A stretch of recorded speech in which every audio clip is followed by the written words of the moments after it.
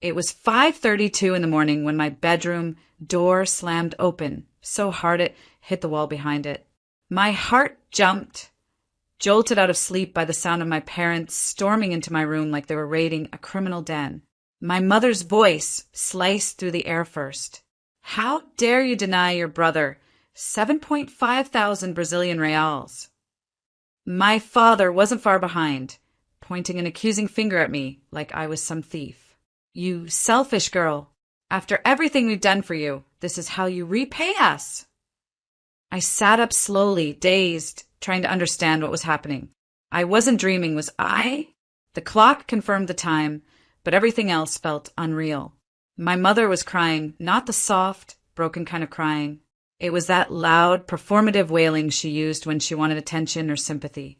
And my father? He was red with fury. I blinked, still groggy. "What are you talking about?" They didn't answer. Instead, my mother went straight to my closet and started yanking out my clothes, throwing them into a suitcase. "Take your things and go away," she screamed, not even looking at me. "You don't deserve to be in this house anymore." And that's when I laughed. I couldn't help it. It wasn't a joyful laugh or a mocking one.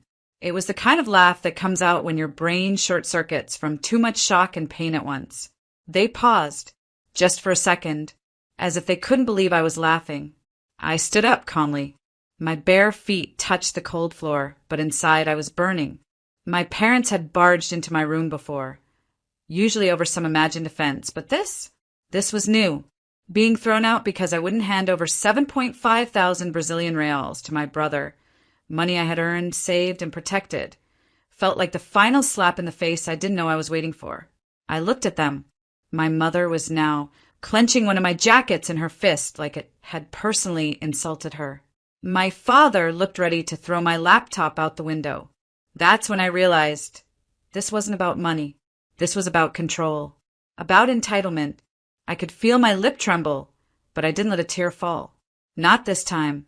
"You really think I owe him that?" I asked softly. "You owe this family everything," my dad barked. "He's your brother. You're supposed to help him." But I wasn't going to beg. Not anymore. Let them pack my things.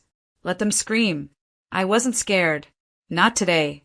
Because I had a secret, and they were about to learn who really had the power in this house. I've always known my place in the family. Daniel was the son, bright, adored, and constantly praised. And I was the shadow that learned how to shrink, just enough not to be in his way. Growing up, it was subtle at first. He'd get an A on a test, and my mom would throw a little party, balloons, cake, the whole thing.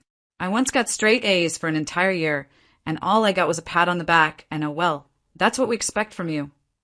That line stayed with me. Not because it hurt, though it did, but because it was the first time I realized expectations for me weren't the same as love. They were duties I didn't ask for. Daniel failed a math class? He must be stressed. I got A/B once and was asked if I was losing focus. He could sleep in, skip chores, break curfew. Every mistake he made was just a phase. Every move I made had to be perfect, or it was an embarrassment. I was the reliable one, which is just code for you're not allowed to mess up. And when things got tough financially, guess who they came to? Me. Not the son they pampered and praised, me. I was still in college when they first asked for help with bills. I drained my savings, thinking maybe that would finally earn me some appreciation. Instead, it became expected.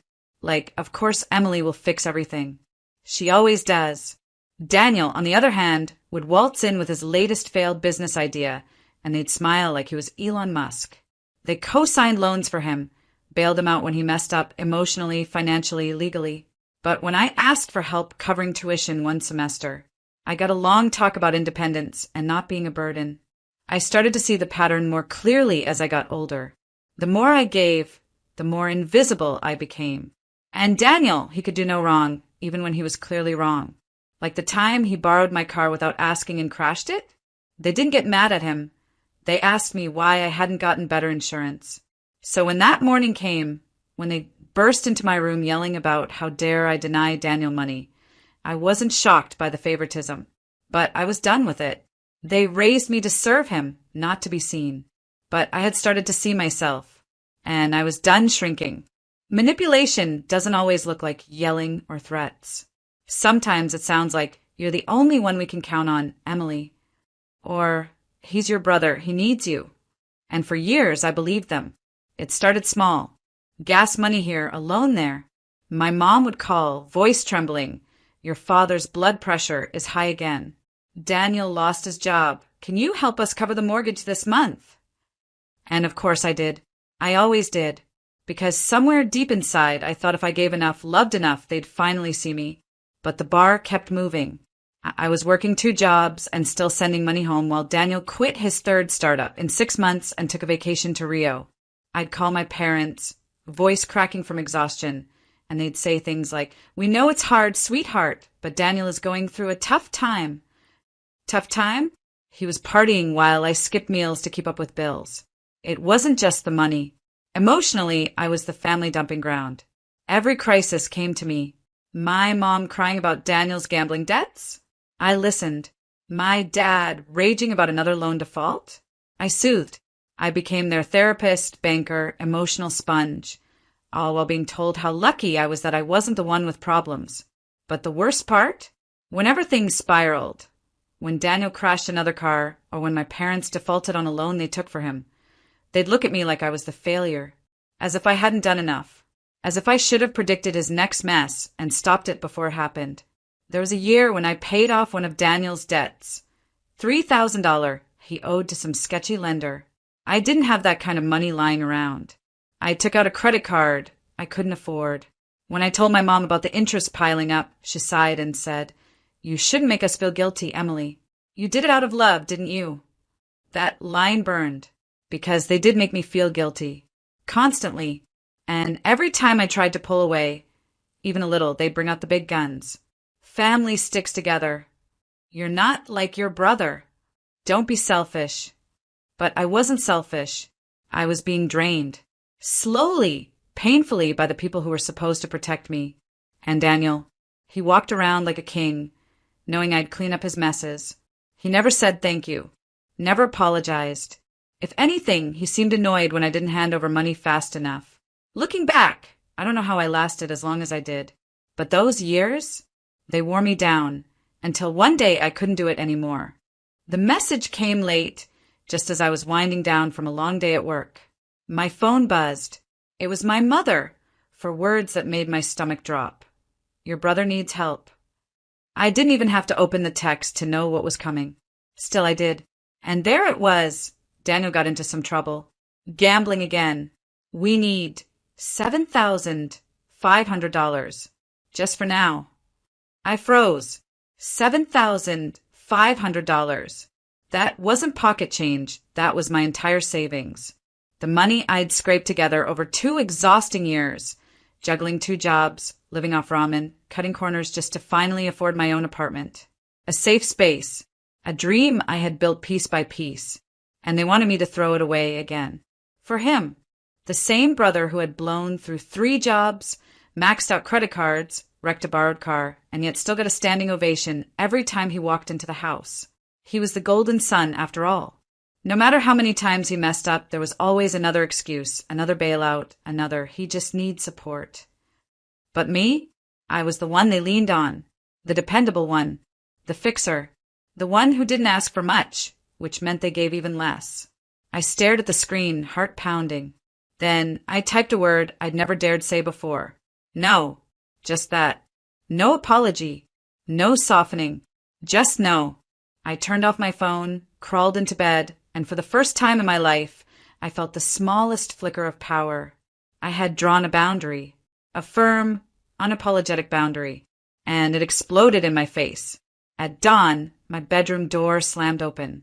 I jolted awake as my parents stormed in, wild-eyed and furious like I had committed some unspeakable crime.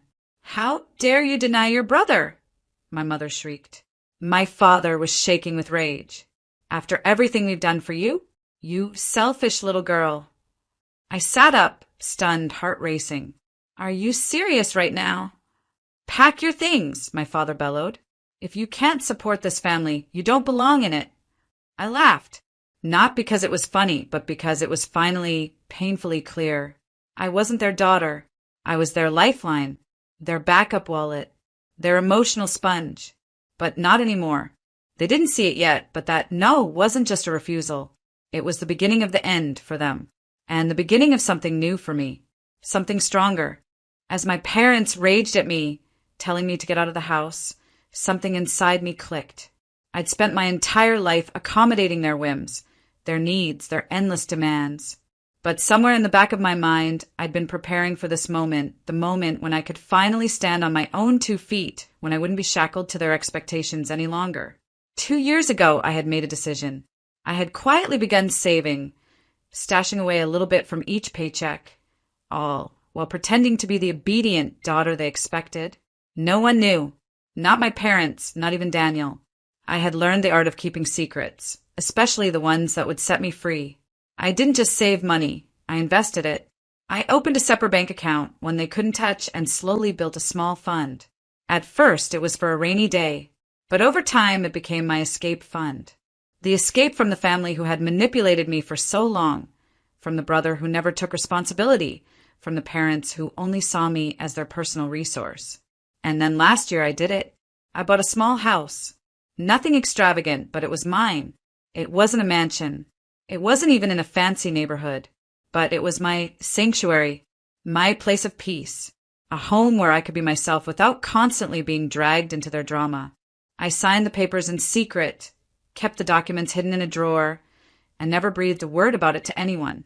The confrontation with my parents that morning, the chaos they unleashed, only accelerated what I knew I had to do next.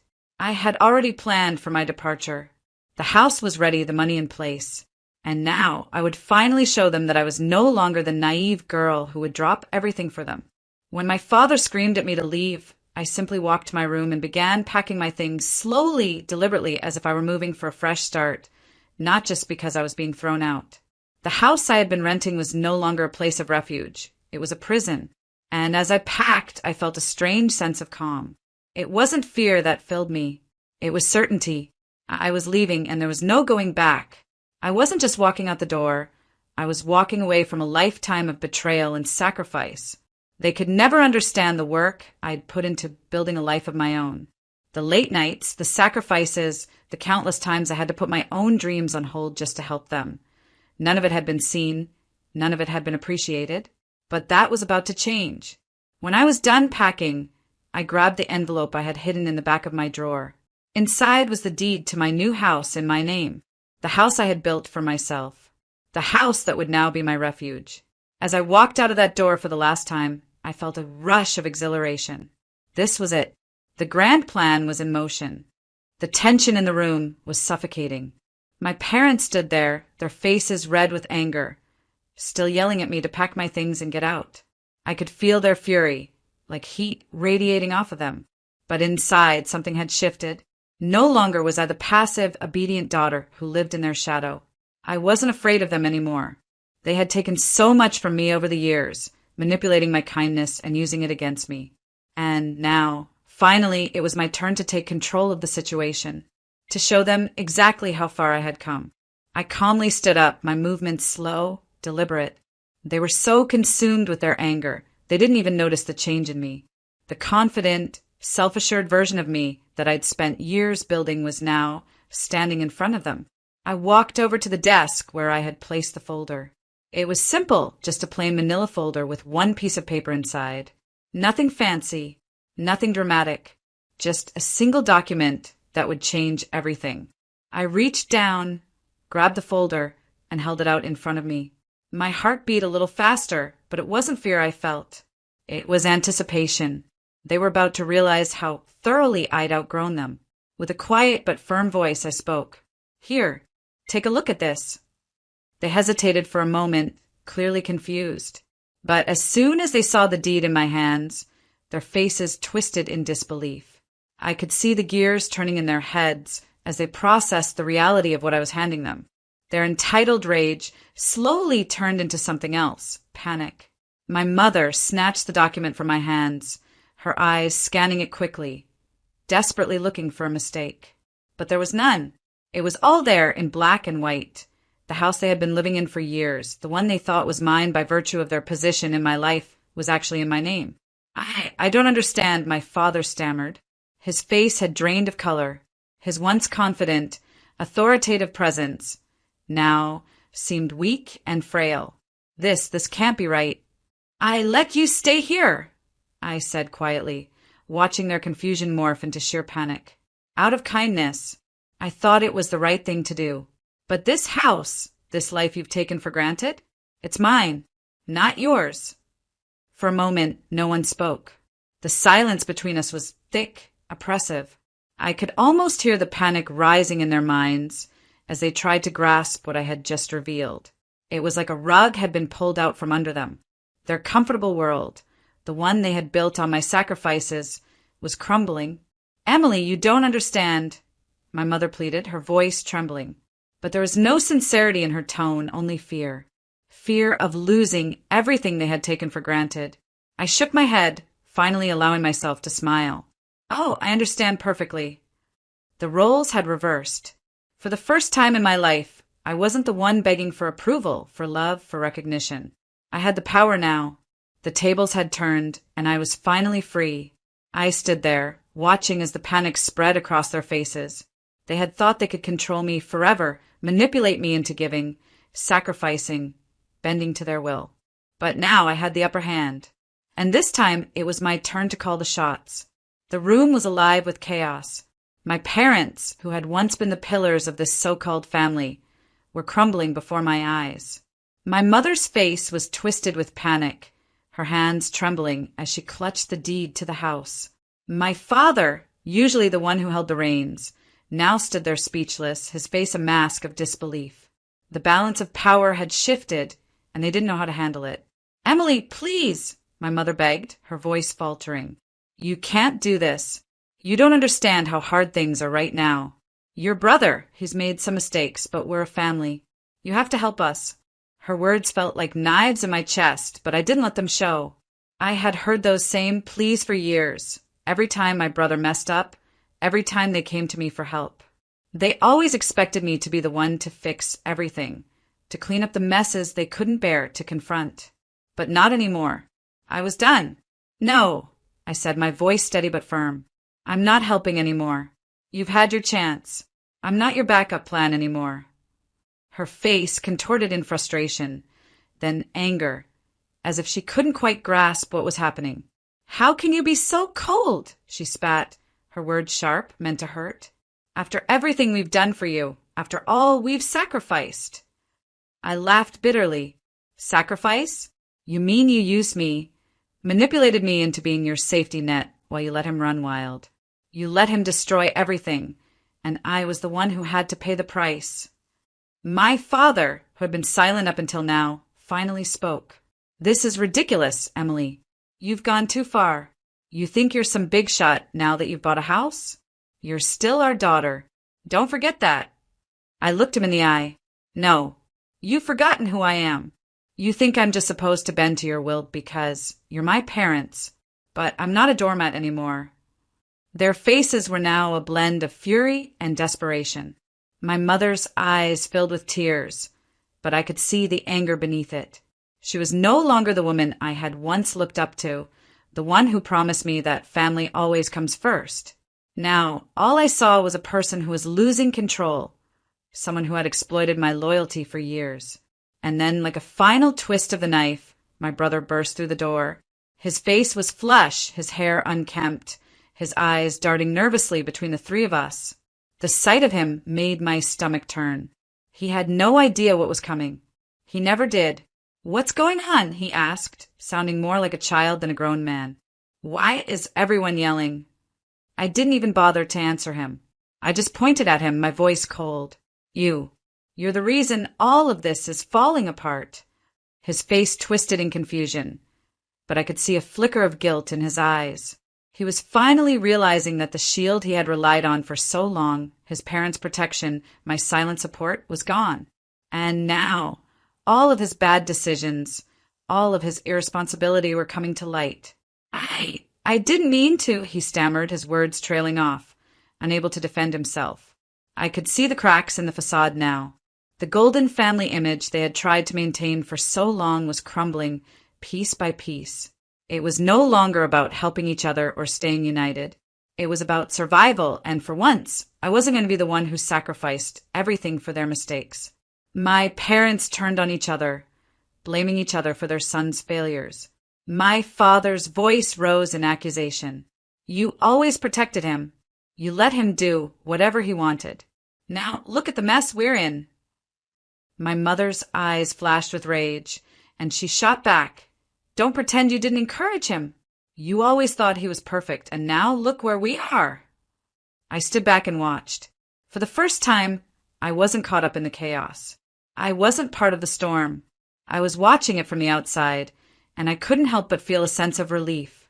The weight that had been on my shoulders for years was lifting piece by piece. This was the fallout of their actions. Their perfect image, their golden family, was nothing more than a carefully crafted lie. And as they turned on each other, I realized something that I had never fully understood before. I was free. I was finally free of them and the toxic family dynamic they had forced me into. They were unraveling, and I was no longer tangled in their mess.